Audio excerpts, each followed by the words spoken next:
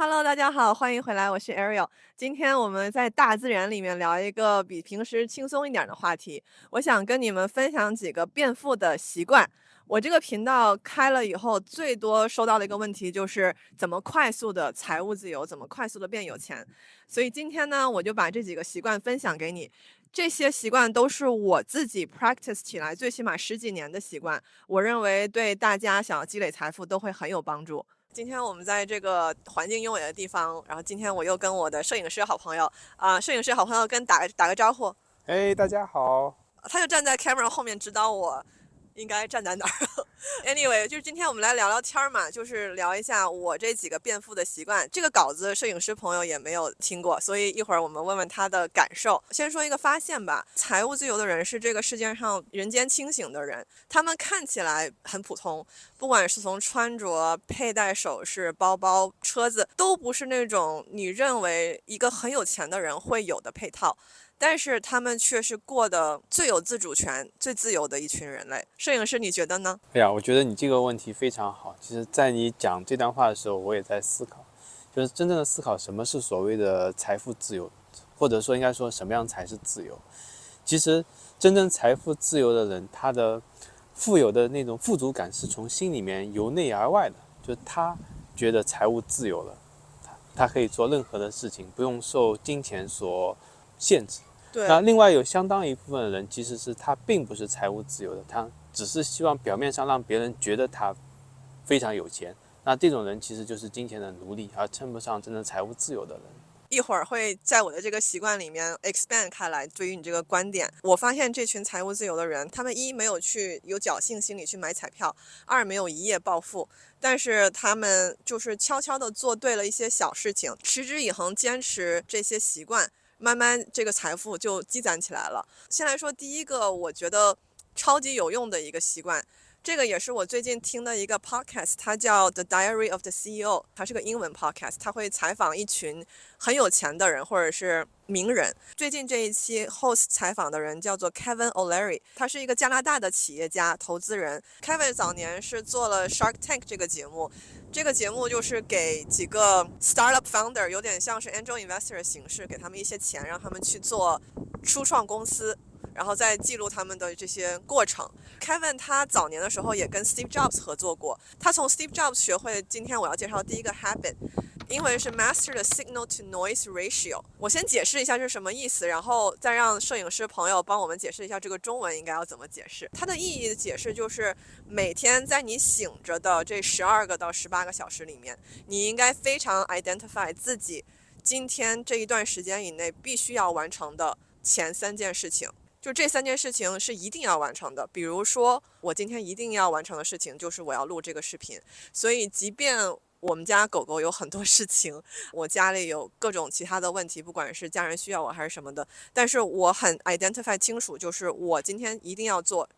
这件事情，就是我要录这个视频，所以我要 make sure 这件事情它一定要完成，不管是有什么其他的 noise 的情况之下。这个习惯是我一直都 practice 的，我其实以上的20年都是这样做的，不管是工作还是什么的。就是很多时候，以前在公司的时候，大家会问我，就是你那么忙那么多事儿，你怎么还是能把事情 accomplish，然后还是能做出结果来？但是因为我每天都会计算。我有什么东西是最重要的？对于今天，对于我现在遇到的情况和我想要达成的结果是必须要做到的，然后我就会去做，不管有什么其他的 noise，我都会把它 filter 出去。包括如果我需要不吃饭去做这件事情，我也会这么做。这是我这么20年都是这样做的，所以这个就是我觉得想要跟你们聊的第一个习惯，就是这个是一个，我觉得如果你想要 produce，你想要达成某些目标，你一定要做的一件事情，或者是尽量做的一个 practice，一个 habit。那这个 master 的 noise to signal ratio，Kevin 说，在 Steve Jobs 早期的时候，他是一天20%的 noise，80%的时间他都在做他的 signal，就是他今天一定要完成的事情。然后他觉得 Elon Musk 今天应该是几乎100%都是 signal，就是每天都在做他必须要完成的事情。那摄影师，你觉得这个 habit 这个习惯怎么跟大家用中文解释一下，或者是你有什么看法呢？我说实话，我觉得我听下来，这个 master noise to signal 的 ratio，对吧？master signal to noise ratio，嗯，按照中文翻译的话，就是说要精通信造笔，但从我个人而言，我觉得这个翻译并不贴切。这个真正的意思应该是让你专注于做你应该做的事情，或者说你必须完成的事情，而不要去分心去做那些就是它价值很低或者是纯粹没有任何价值的事情。这样的话才能最终迈向你的一个目标。那另外一个理念其实跟这个类似的，就是有一个叫 Get Things Done 嘛 ，GTD 的那个 idea， 就是你确定一件事情你必须把它完成，那你就必须在规定的时间内把它完成。对，这也是一个 discipline 的表现，对吧？对，我觉得没有任何一个富人是没有 discipline 的。作为一个富人，他肯定是知道，或者应该这么说，就是说，作为一个成功的富人的话，他肯定是有 discipline， 他知道他的目标，知道怎么样去实现达到他的目标。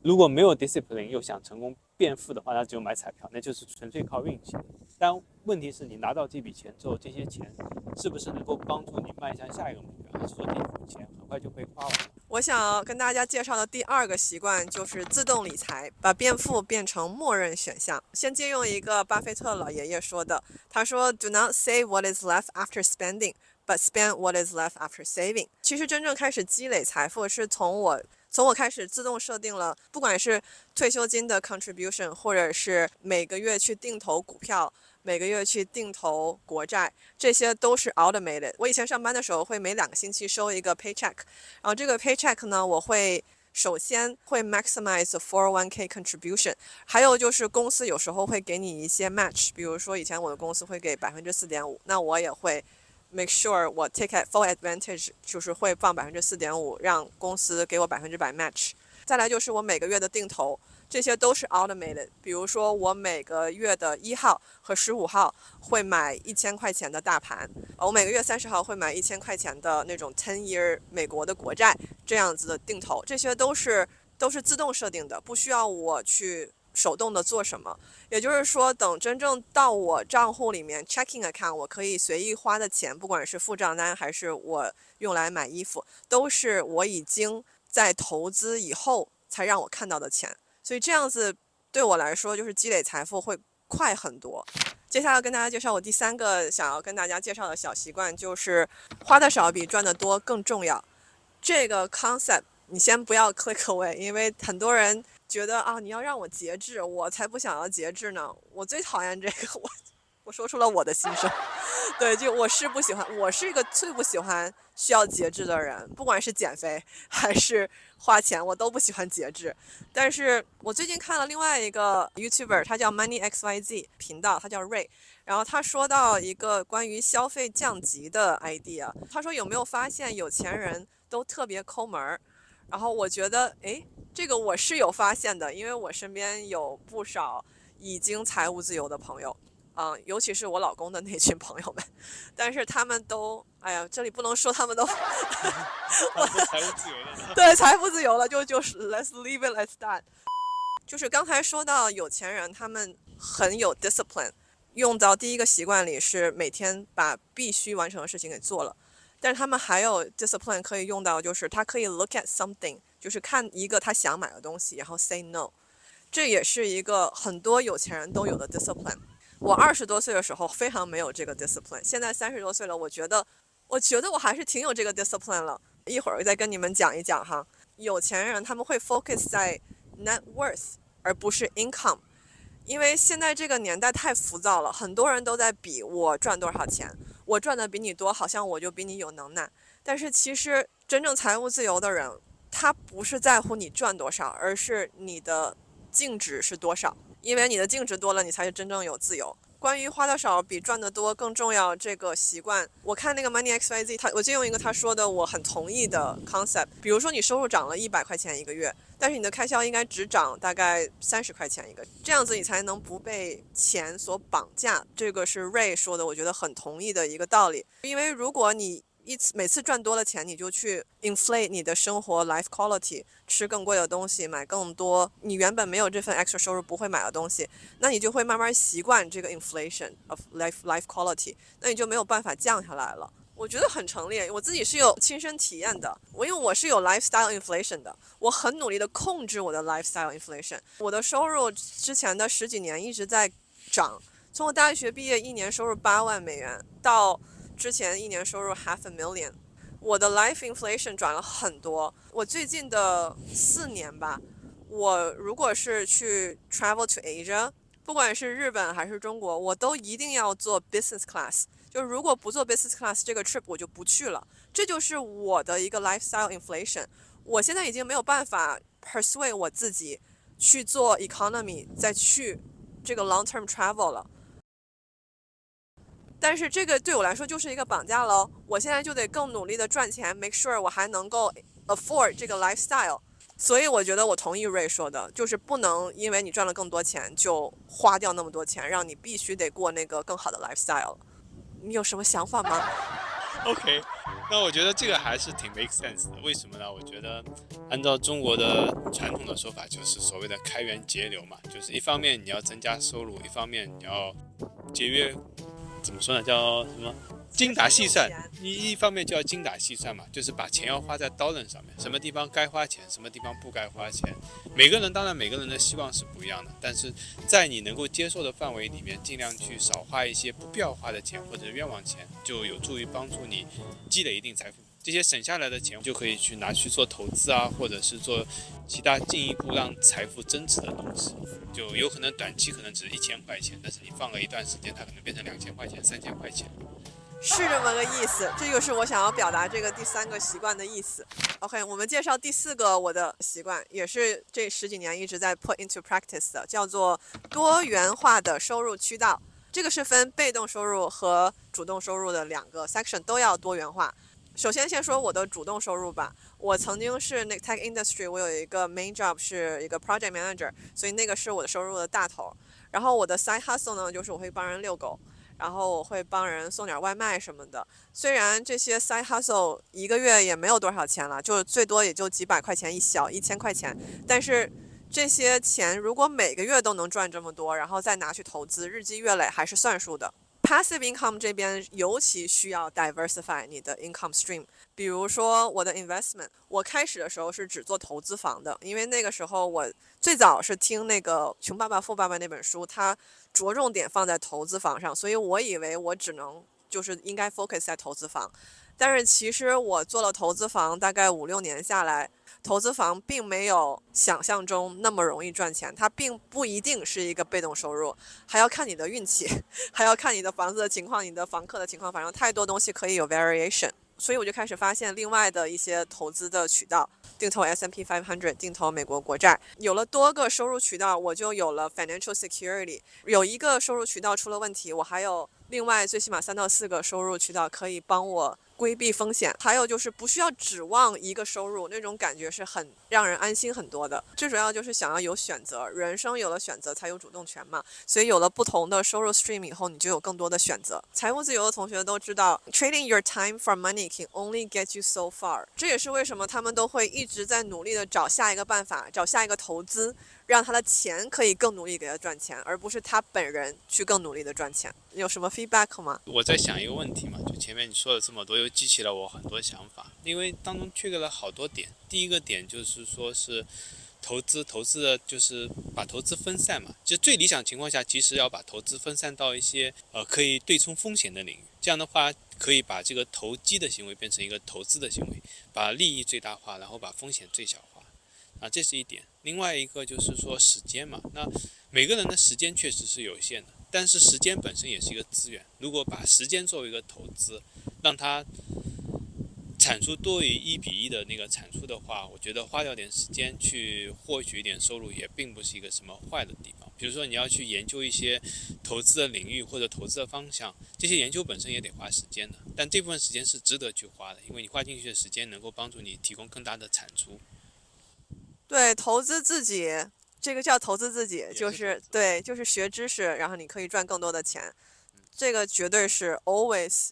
就是 always I support 这个 idea。对，尤其是一些创业的人，前面 Ariel 有提到了，就是像马斯克这种人，他把100%的时间都花在创业上面，他一个人同时创业好几家公司，基本上属于没有生活，只有工作了。但他这个工作其实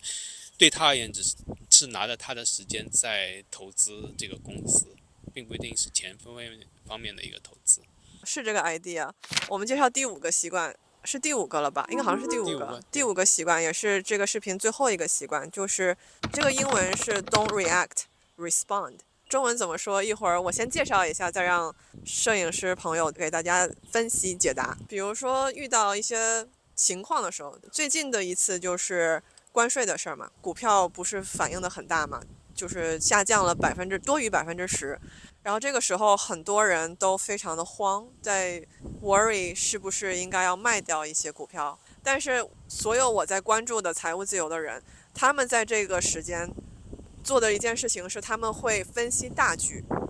他们会分析整个这个情况是为什么发生的，什么造成的，谁可以改变这个情况。财富自由的人，他们不会 react， 他们不会去 panic sell， 他们反而会抓这个机会去买入一些。这个是一个 long game， 不是一个短期的事儿。如果你是在里面长期投资的话，这个短期的降10%是一个入手的好机会。这样做其实就是说的容易做的难，因为如果你的大部分钱或者你全部的钱都在股市里面，你的心情肯定是会跟着波动的。如果你的知识真的够多，你 understand 整个 situation， 那你就不会那么害怕，或者是跟着这个情绪走。我觉得这个 idea 就是 don't react, respond， 它不只是放在投资上了，它也是放在其实人生中发生的很多事情上。比如说人生中其实大部分事情不会跟着你的意愿走。再说一个例子 For example， 我的 YouTube 小 business 吧，就是我每一次如果放一个视频，后台数据会给我的视频排序，就是我这个视频的 performance 跟我以往的视频比是排第1、第5还是第10。然后每一次这个排序它是第5到第10的时候，我就会开始焦虑，然后我就会开始 react，which is against 这个我今天说的这个 habit。所以我那个时候就会告诉自己 do not react。respond， 我应该做的就是 figure out 我上个视频到底为什么它的 performance 不好，然后等我把这些可以改进的地方都吸收了以后，我应该就去好好的做下一个视频和未来的视频。这样子的处理会不管是对我的情绪和对我的 YouTube career 都是更有利的更 efficient 的一个做法。摄影师怎么觉得呢？我的话就花了很多时间在尝试理解这个 react 和 response 是什么区别，因为从表面上看这两个单词好像是差不多的意思，但我仔细听了你讲的这个过程，我大概可以这么理解，就是 react 的话就是当某件事情发生了之后，就是我们潜意识的或者是本能的不加思索的去做某件事情，因为这个事情发生了，所以我要去做某件事情。而 response 的话其实是看到某件事情发生了，然后经过自己的思考做了一个新的一个决定，朝着某一个新的目标去做某件事情。那这两者之间的差别就是有没有个人的一个思考或清晰的目标，下一步应该去做某件事情。一方面是要总结经验，从过去学到了什么东西，然后另外一方面就是要稳扎稳打，一步步往前走。这个习惯应该中文叫稳扎稳打，一步一步往前走。或者你也可以叫它继往开来。OK， 这是个成语吗？好像是吧。OK， 好。